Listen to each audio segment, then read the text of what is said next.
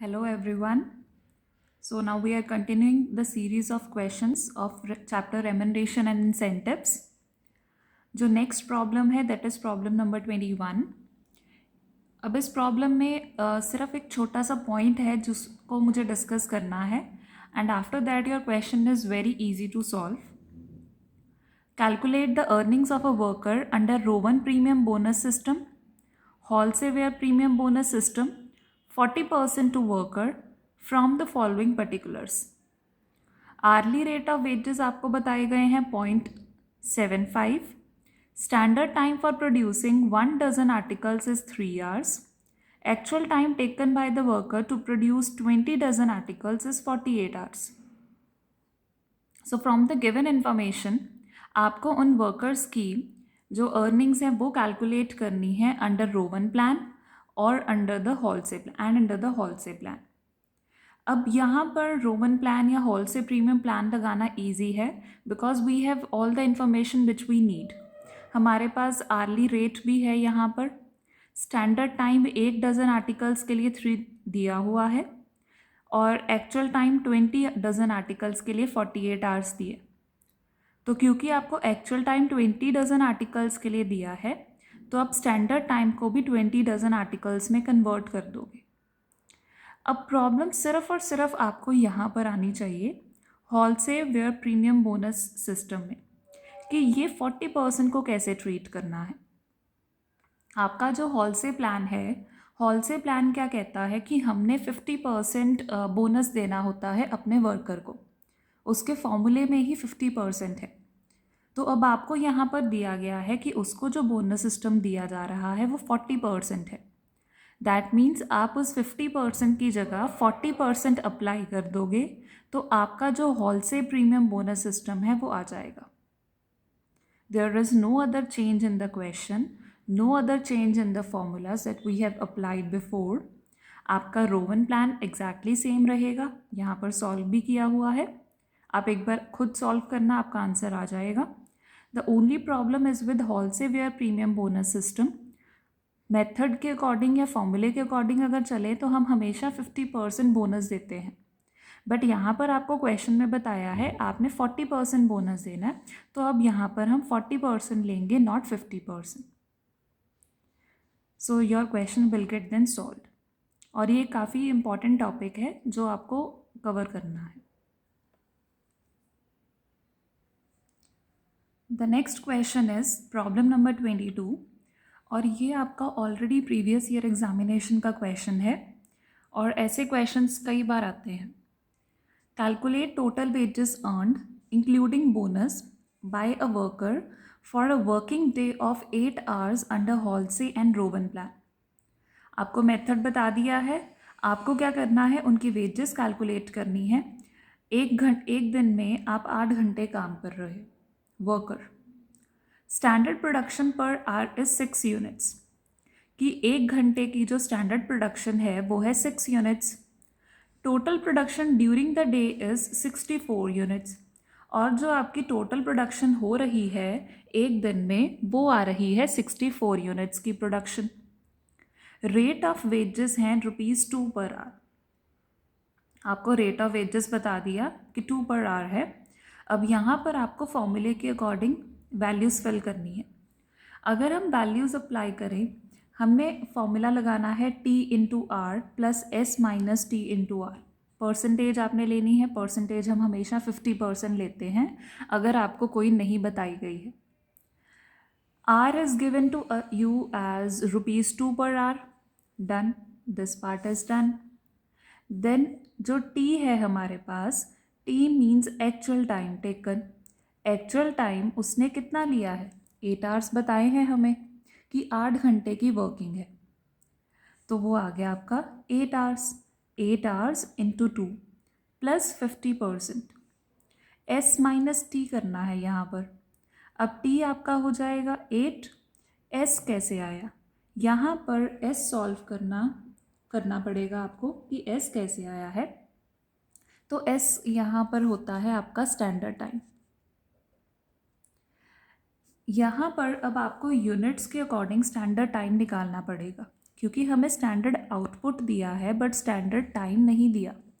तो ये हमने क्वेश्चन सबसे स्टार्टिंग में भी किया था जब हॉलसे प्लान को डिस्कस किया था कि आप एक्चुअल यूनिट्स के अकॉर्डिंग स्टैंडर्ड टाइम को कैलकुलेट करोगे।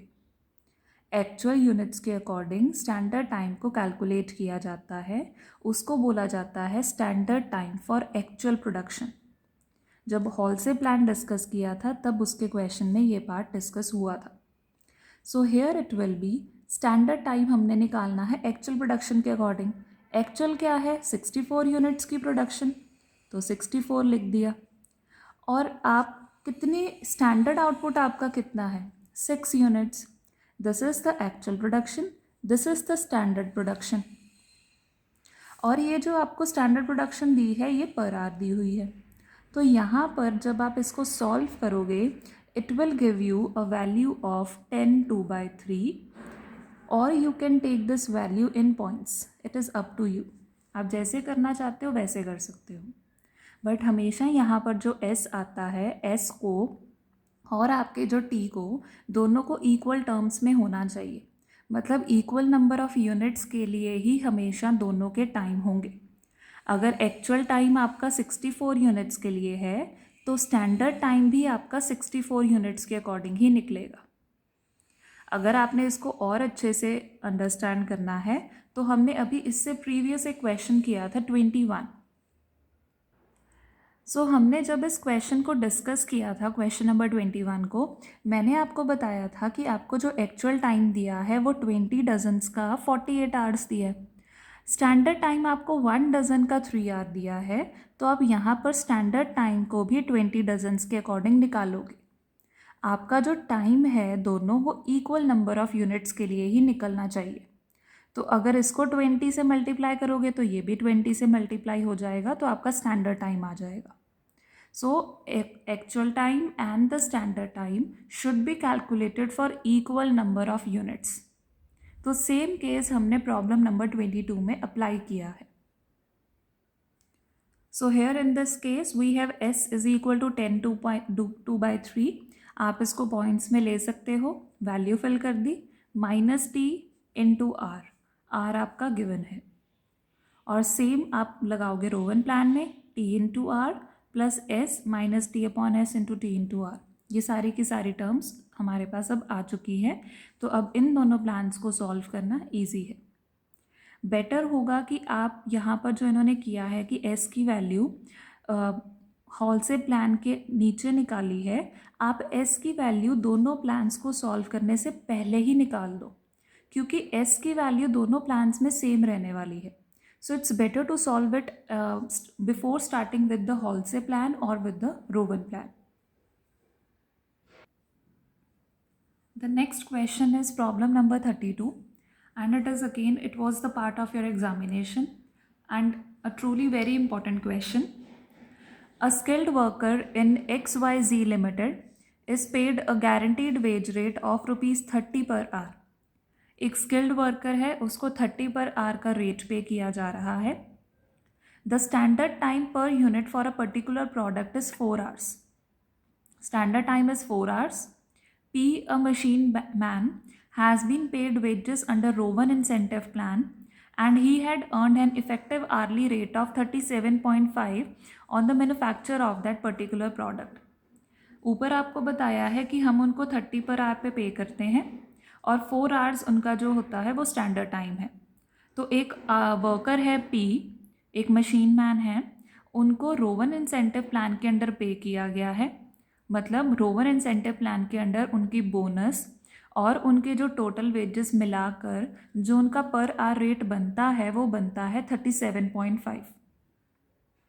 ये पर आवर रेट है, अभी टोटल वेजेस नहीं है। ये पर hour rate Rowan incentive plan के अंडर बोनस भी है और एक्चुअल वेजेस दोनों मिलाकर निकाला गया है। What could have been his total earnings and effective hourly rate had he been put on Halsey incentive scheme? अब यहाँ पर आपको उसकी टोटल अर्निंग्स निकालनी है और उसका आर्ली रेट इफेक्टिव निकालना है अगर उसकी सैलरी को या वेजेस को हॉलसे प्लान के अंडर कैलकुलेट किया जाए तो। अगर इस क्वेश्चन में देखा जाए हमारे पास जो स्टैंडर्ड टाइम है वो है 4 आवर्स। रेट पर आवर हमें जो गारंटीड दिया है वो है 30। आप ये वाला रेट नहीं लोगे, ये रोवन प्लान के अंडर आया है। नॉर्मल जो रेट हर एक के ऊपर अप्लाई है वो 30 पर आवर है। So standard time is 40, rate per hour is 30। Actual time आपको कहीं पर भी नहीं दिया है। So we will here calculate the actual time taken. और वो एक्चुअल टाइम टेकन कैसे निकाला जाएगा? On the basis of Rowan plan per hour rate. तो अब हमें यहाँ पर क्या करना है, आपको एक सिचुएशन क्रिएट करनी है, एक इक्वेशन क्रिएट करनी है जिसके थ्रू आप एक्चुअल टाइम टेकन को कैलकुलेट कर सको। अब सबसे पहले हमें रोवन प्लान के अंडर जो जो इन्फॉर्मेशन गिवन है वो अप्लाई करेंगे। ऑब्वियस है, अब आपको यही इंसेंटिव प्लान का फॉर्मूला लगाना पड़ेगा क्योंकि इसकी कुछ इन्फॉर्मेशन गिवन है, यहाँ से हमारे पास एक्चुअल टाइम टेकन आ सकता है। फॉर्मूला होता है T into R plus S minus T upon S into T into are.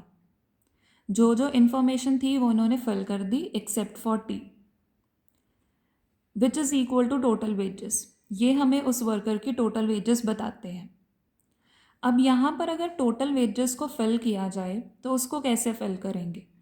Total wages का मतलब जो आपको इफ़ेक्टिव रेट ऑफ आर दिया गया है, that is effective hourly rate into T. T मतलब actual time taken. Effective hourly rate का मतलब होता है कि एक वर्कर को बोनस मिलाकर कितना हम पे कर रहे हैं उसके एक्चुअल टाइम के अकॉर्डिंग। तो ये उसके एक्चुअल टाइम के अकॉर्डिंग अगर हम इसको मल्टीप्लाई करेंगे तो ये टोटल वेजेस आ जाएंगी। तो उन्होंने क्या किया, T into 37.5 is equal to T into R plus S minus T upon S into T into R. यहाँ पर अब आपके पास एक इक्वेशन आ गई है जिसमें एक ही वेरिएबल है हर साइड पर आपके पास सॉल्व करने के लिए।